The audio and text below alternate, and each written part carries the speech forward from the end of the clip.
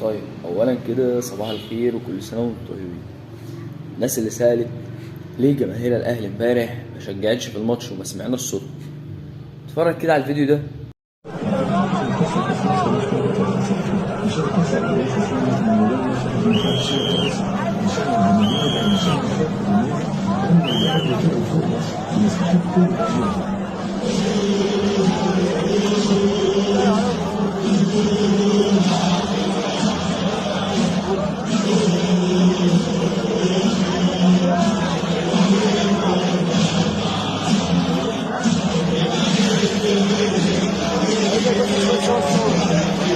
اتفرجت عليه، شفت الفيديو.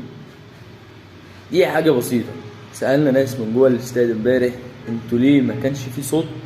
اتقال لنا كده بالحرف.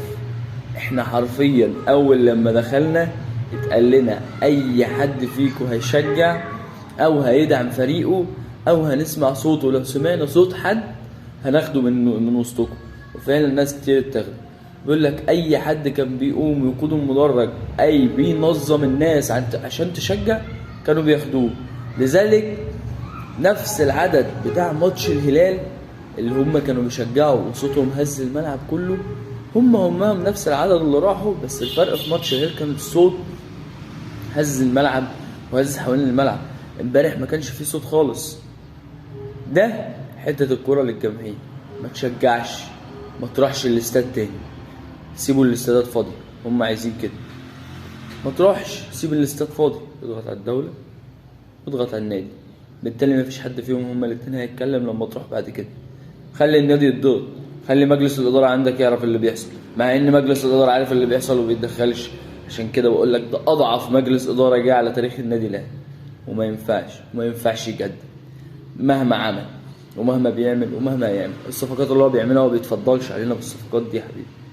انت داخل خزينة كذا وكذا وكذا ومطالب انك تبقى بطل كذا وكذا وكذا وكذا، تاخد مبالغ قدرها كذا عشان تبقى دايري كويس وناجح. معنى انك تبقى دايري فاشل بعد انك تاخد ده كله ويتوفر لك ده كله ملهاش حجة. معنى انك تشوف جماهيرك بيحصل فيها كده وتسكت، وجماهير اندية تانية بتخش باعلام وتيفوهات ومش عارف يشجعوا براحتهم. ما هتقول لي احنا دخلنا لك 50,000. يعني ايه دخلت لي 50,000؟